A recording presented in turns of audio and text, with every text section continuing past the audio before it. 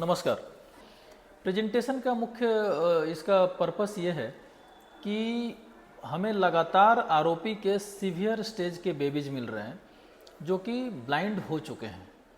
तब एक सवाल उठता है कि आखिर कमी कहाँ रह गया,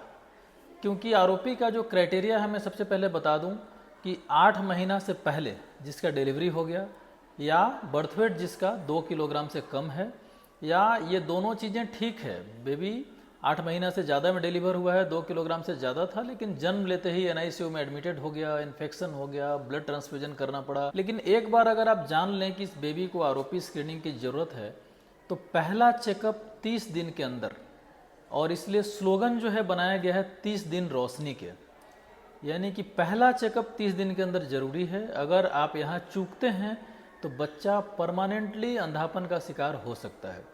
तो क्राइटेरिया जैसा कि मैंने बताया, और उसमें बिल्कुल ये नहीं सोचना है कि मेरा बच्चा फ़िलहाल बीमार है, ठीक हो जाएगा तब जाकर पहला चेकअप कराऊंगा,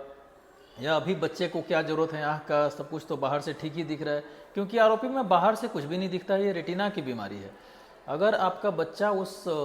पर्टिकुलर क्राइटेरिया के अंदर है, अगर आप जानते हैं कि ये प्री मैच्योर बच्चे के डेफिनेशन में आ रहा है, तो पहला चेकअप 30 दिन के अंदर ज़रूरी है। अगर बच्चा एनआईसीयू में है तो हम लोग एनआईसीयू में जाकर बेड साइड जाके चेक कर लेते हैं। अगर एनआईसीयू में रेटिना सर्जन नहीं जा रहे हैं, आरोपी स्पेशलिस्ट वहाँ नहीं जा पा रहे हैं, तो आप अपने पीडियाट्रिशियन से बात करें कि कहाँ पे सबसे नज़दीकी जो है रेटिना स्पेशलिस्ट मिलते हैं, जो आरोपी का स्पेशलिस्ट हैं, जो आरोपी के बारे में जानते हैं और उसका इलाज करते हैं। तो किसी भी हालत में पहला चेकअप 30 दिन के अंदर ज़रूरी है। तो मैं आपसे यही रिक्वेस्ट करूंगा कि कोई भी अगर प्री मैच्योर बच्चा हो, आपके घर में हो, आपके पड़ोस में हो, आपके समाज में हो,